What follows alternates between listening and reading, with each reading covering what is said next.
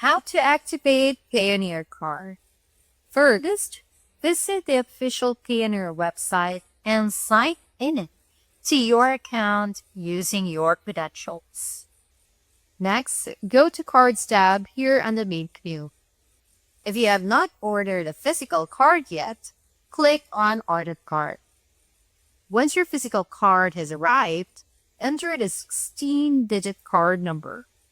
Agree to the privacy policy, terms and conditions, and pricing and fees. Choose and confirm a 4-digit PIN for ATM or in-store use.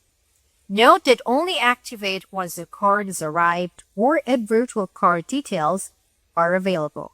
If you forgot your card number, retrieve it via the one-time link sent in your approval email or via card management.